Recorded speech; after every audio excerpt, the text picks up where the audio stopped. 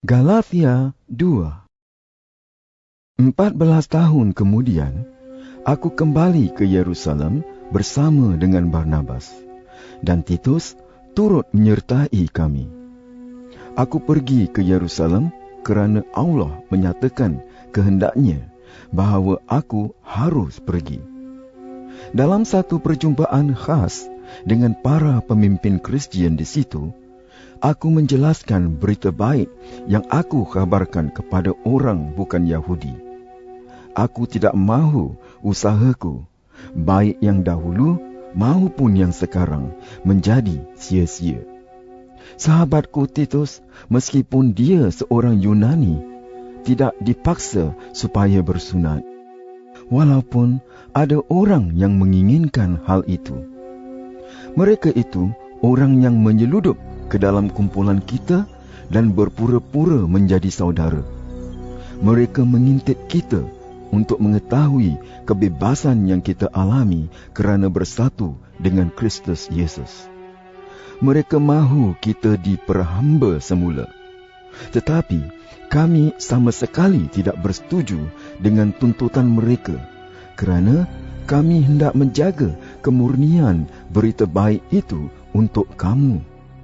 Mereka yang dianggap sebagai pemimpin Kristian tidak menganjurkan apa-apa yang baru.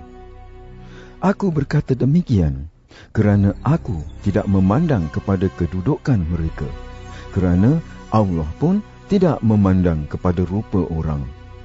Sebaliknya, mereka mengaku bahawa Allah telah menugaskan aku mengkhabarkan berita baik kepada orang bukan Yahudi, sebagaimana Allah telah menugaskan Petrus mengkhabarkan berita baik kepada orang Yahudi. Allah menjadikan aku rasul kepada orang bukan Yahudi, sebagaimana Allah menjadikan Petrus rasul kepada orang Yahudi. Yakobus, Petrus, dan Yohanes yang nampaknya menjadi pemimpin Kristian mengaku bahawa Allah telah memberi aku tugas yang khas itu. Oleh itu, mereka berjabat tangan dengan Barnabas dan aku sebagai tanda bahawa kami ini rakan sekerja. Lalu mereka dan kami bersetuju bahawa Barnabas dan aku akan bekerja di kalangan orang bukan Yahudi, sedangkan mereka di kalangan orang Yahudi. Hanya satu permintaan mereka, iaitu supaya kami sentiasa memperhatikan orang miskin di kalangan mereka. Perkara itu memang ingin aku lakukan. Ketika Petrus datang ke Antioquia, aku menentang dia di hadapan umum kerana apa yang dilakukannya salah. Pada mulanya, Petrus makan dengan saudara-saudara bukan Yahudi.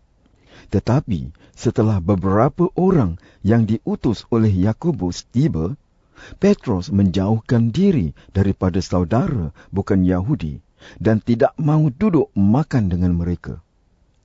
Petrus takut akan orang yang berpendapat bahawa orang bukan Yahudi yang percaya kepada Kristus pun harus disunat. Saudara Yahudi yang lain pula bersikap munafik seperti Petrus. Bahkan Barnabas pun terpengaruh untuk bersikap seperti mereka.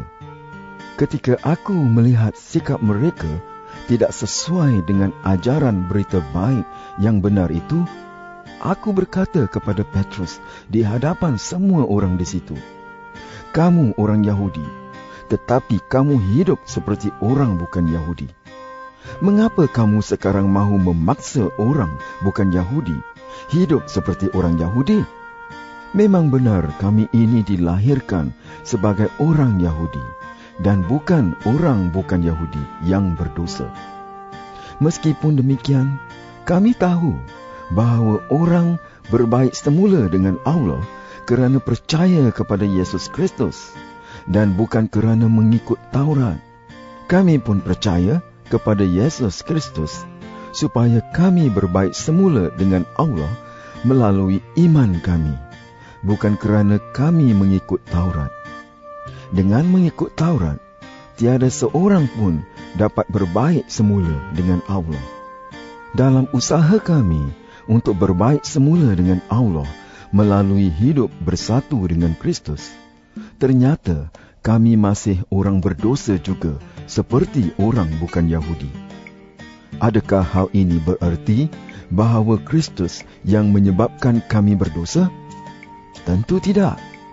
Jika aku mula membina semua sistem Taurat yang telah aku runtuhkan, maka aku menunjukkan bahawa aku sudah melanggar hukum. Terhadap Taurat, aku ini seperti sudah mati. Aku telah dimatikan oleh Taurat itu sendiri, supaya aku dapat hidup untuk Allah. Aku sudah disalibkan bersama-sama Kristus.